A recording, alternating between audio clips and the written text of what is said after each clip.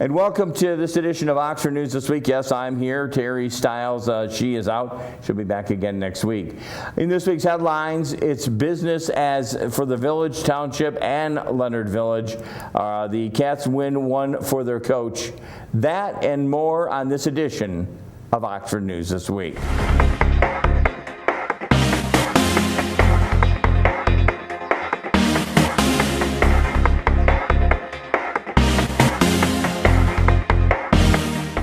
And welcome back to Oxford News This Week. Volunteers were out and about last Thursday helping the Downtown Development Authority as they were decorating the sidewalks and bales of hay, corn stalks, chrysanthemums, and of course pumpkins to decorate the area for the upcoming Scarecrow Fest.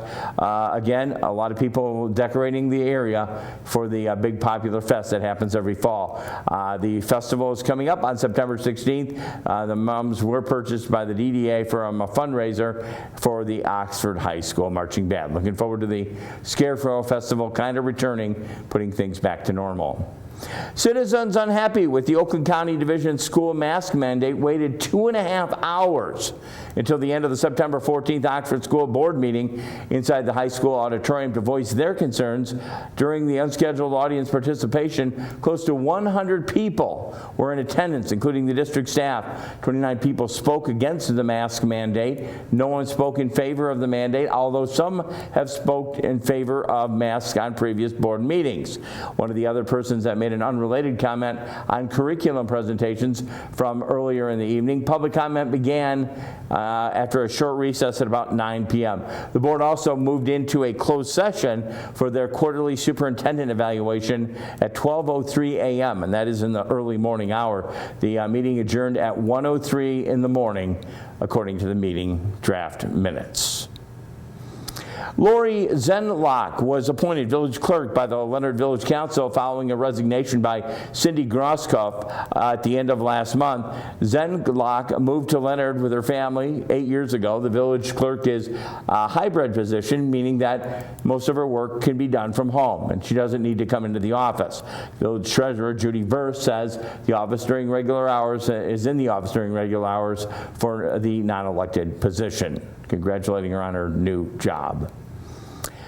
Charter Township of Oxford Board of Trustees had their monthly meeting. That was on Wednesday, September 8th. Topics discussed include hiring a new building official, development of the 3.25-acre parcel of land, changes to the township employee policies as well. The board voted 4-3 to hire a second building official as a township employee. The backlog has been very busy in that department. Tom Berger continues to act as a contractual building official for the Charter Township of Oxford. While Berger covers some of the issues, there's a backlog the building department issues are facing.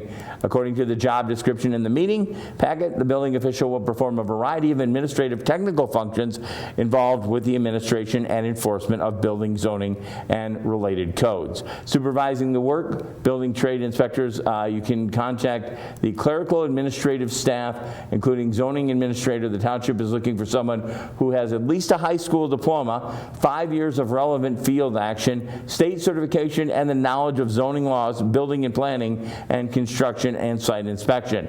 Interested parties, again, send your resume to jcurtis@oxfordtownship.org. Starting salary range anywhere from $75,000 to $95,000 annually.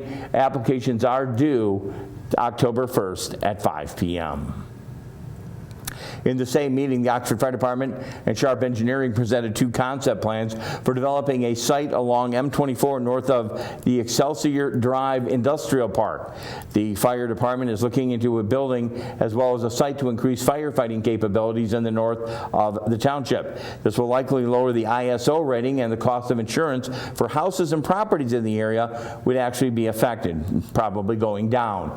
The site designs were not final, but they demonstrated ways it could be developed in case the department wanted to build another station in the future. Key elements included detention ponds, new emergency use crossover, and design was oriented parallel to M24, while the other was oriented to north and south. Discussion shifted toward the development that would be funding the process. Trustee William Dunn brought the matter up. The board ultimately is approving $50,000 in fire department funds to pay for the site.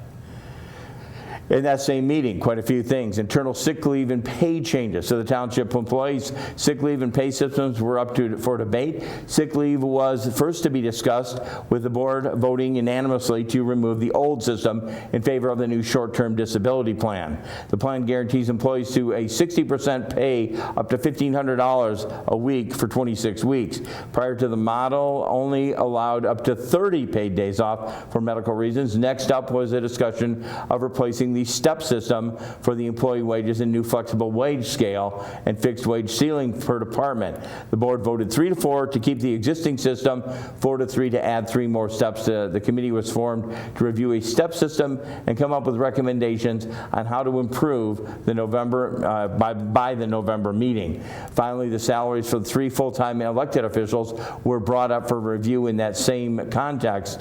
The proposed revised salaries were $90,000 for the supervisor, $85,634 for the treasurer and clerk, and the board voted 6-1 to have the committee review the salaries of these positions and present their recommendation in the November meeting. Possible illegal business for resident John Ashterloni, I'm not sure if I have that name correctly at the end, made a public comment to the board about a possible machining business being run out of a neighbor's house, citing difficulty with machining fluids, power surges disrupting neighborhood homes, metal plates being placed over the ditch along Drainer Road. He also believes the homeowner is illegally dumping said fluids into the system. Curtis addressed his concerns, saying the trustee comments stating the township will have an investigator on the issue soon. DTE Energy and Oakland County Water Resource Commissioner were also contacted to see about the power surges and maybe illicit damages. Despite several storms last week shaking the skies, the Village of Oxford Village Council was able to complete their monthly meeting. That was on September 14th, a Tuesday, all while staying safe and dry. While the council members in attendance, topics of discussion included the Burdick Street planned unit development, updating review bids for maintenance jobs, and ending the ban on marijuana business. The council unanimously approved an ordinance 411 on its second reading, opening the village up to marijuana establishments. They meet time, place, and manner requirements. Several amendments were made. The PUD agreement between the Village Downtown Development Authority and Weckel Properties following a meeting between Dave Weckel and the village manager, Joe Medor. The amendments included adding language that absolves Weckel's responsibility of any site plan work on Building A, planning the 32 East Burdick structures are not expected to be installed until 6 to 8 weeks after ordering and removing sentences about Weckel wanting to be compensated for the public infrastructure already installed at 32 East Burdick. The site council unanimously approved the amendments. The other business, the council cited a 4-1 to allow the DDA to install a banner promoting the upcoming Scarecrow Festival on the Larry Obrecht Bridge. Councilmember Maureen Helmuth voted against the banner, citing concerns over the bridge becoming a billboard in the future. The council unanimously voted to extend the lease agreement to 72 South Washington parking lot.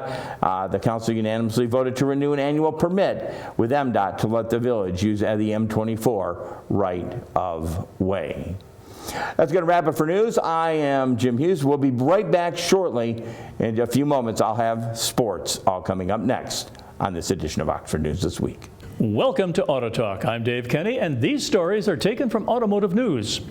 In our first story, Mercedes-Benz flagship electric sedan will start at $103,360, including shipping, when it silently rolls into U.S. dealerships this fall. The battery-powered S-Class is at the vanguard of a wave of EVs that Mercedes will deliver to the U.S. as the luxury automaker pivots to become an all-electric brand. The S-Class is such a symbol for the brand, and that will help us create the momentum that we need for the decade, Daimler CEO Ola Källenius said at a sidelines of the Munich Auto Show this month. We are upping the ante on the product side, and we are on a very accelerated path, and we have to get 100% of the market, he says. The EQS nameplate will be available in the U.S. in 3 trims, Premium, Exclusive, and Pinnacle, and will top out at $126,360. The 2022 Mercedes-Benz EQS sedan is built on a new EV platform called EVA2, available in rear-end rear and all-wheel drive. The EQS is powered by a 107.8 kilowatt-hour battery that delivers up to 487 miles of range based on the WLTP testing cycle. The sedan has a sports car-like performance, delivering up to 516 horsepower with a 0 to 60 mile per hour time of 4.1 seconds. The EQS can be charged with up to 200 kilowatts at a fast charging station with direct current, recovering up to 186 miles of range in 15 minutes. A 126.4-inch wheelbase creates a roomy interior, while an aerodynamic exterior reduces the EV's drag coefficient to 0.20, Mercedes says. Available rear axle steering capable of a steering angle of up to 10 degrees allows the more than 17-foot-long sedan to have the maneuverability of a compact car. The EQS, packed with up to 350 sensors, boasts smart tech and spacious displays. The cockpit is anchored by a 56-inch curved high-resolution hyperscreen that stretches from A pillar to A pillar and combines 3 screens, a 17.7-inch center display flanked by a pair of 12.3-inch screens. Wow. In our next story, consulting firm AlixPartners said that the ongoing semiconductor chip shortage will cost the global automotive industry $210 billion this year, a greater revenue loss than previously thought. That figure is up considerably from the firm's May forecast, in which it estimated a loss of $110 billion. AlixPartners also says production of 7.7 million vehicles could be lost. That's nearly double the 3.9 million vehicles the firm estimated would be lost when it issued its May forecast. One problem is there are virtually no shock absorbers left in the industry for production or obtaining material, said Dan Hirsch, a managing director at AlixPartners Automotive and Industrial Practice. Virtually any shortage or production interruption in any part of the world affects companies around the globe, and the impacts are now amplified due to all the other shortages, Hirsch said in a statement. Wow. Well, that's it for this edition of Auto Talk. I'm Dave Kenny, and we'll be right back.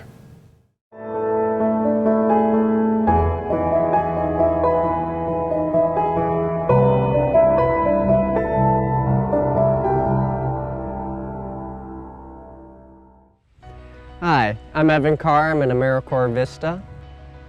I'm Connie Miller from Free Meal Program in Connie's Kitchen. So Connie, how did the Meals program begin? It started about 13 years ago. It was called Community Meals. It was kind of overseen by Love Inc., and there were several area churches involved.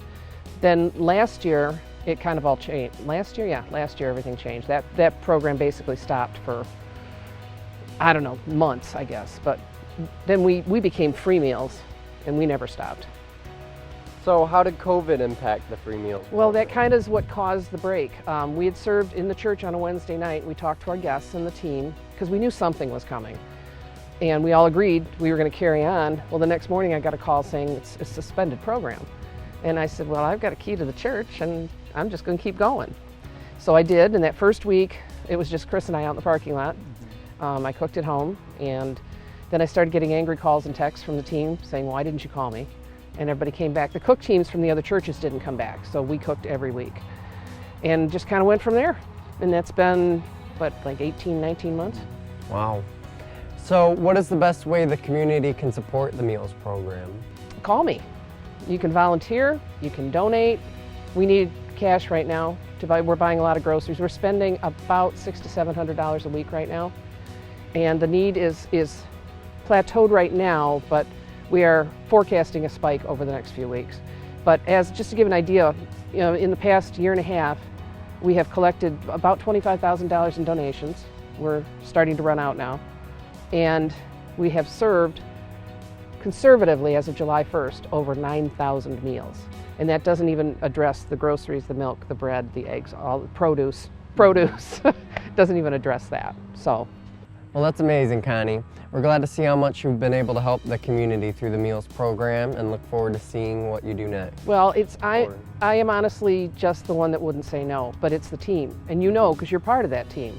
And I want to say to AmeriCorps and Fort County, thank you for sending this young man to us. And he's coming back. He's done with the program, but he's coming back to us. You have been invaluable. Thank you. Invaluable. We packed 1,400 and some eggs together one day. So we do everything. So yeah, call me if you want to volunteer, if you want to donate. There's no such thing as a small donation, and we don't say no to anybody who has a heart to volunteer. So call me, 248-933-4579. Thank you. No, thank you.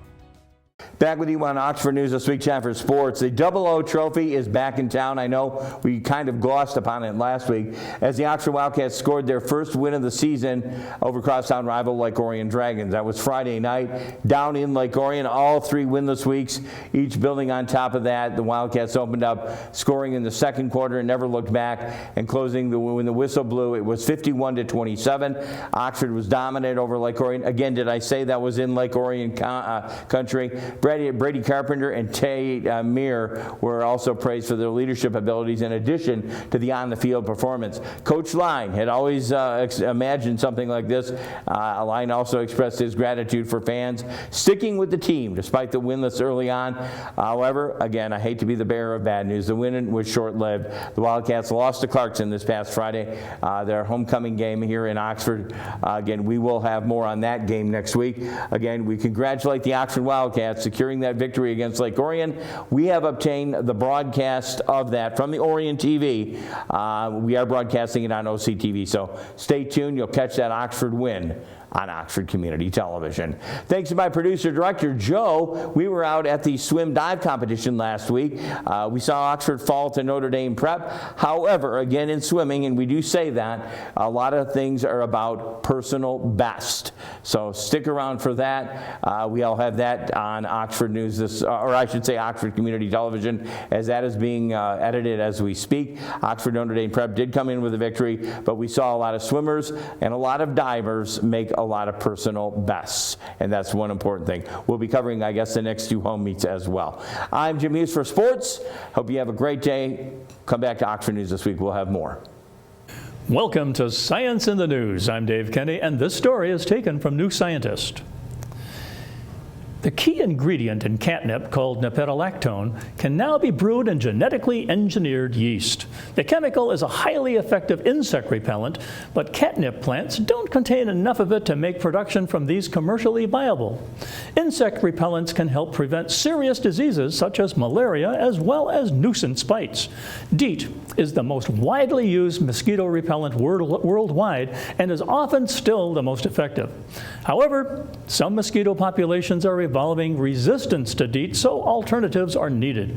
Many studies have shown that nipetolactone is an effective insect repellent, with some even finding it more effective than DEET.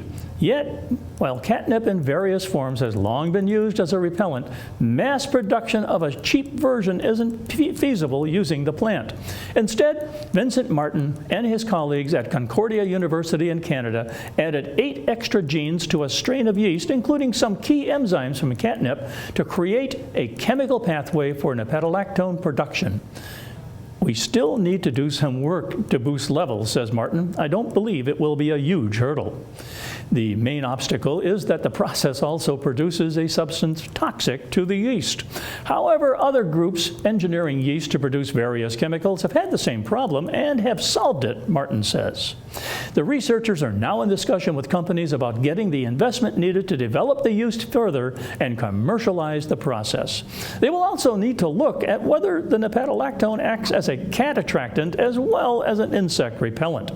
If you are walking around with this molecule on you, there will be no mosquitoes, but all the neighborhood cats chasing you around? Well, to be honest, I don't know, says Martin.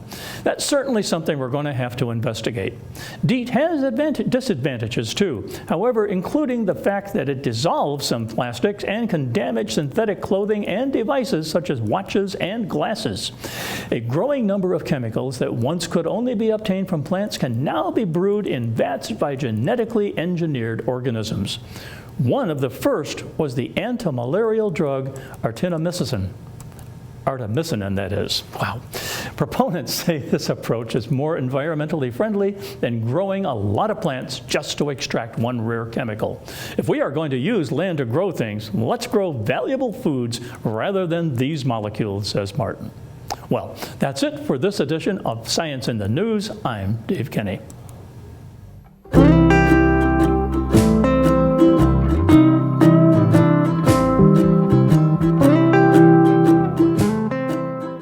that'll wrap up another edition of Oxford News this week. Again, we thank Dave Kenny for Auto Talk and Science and the News.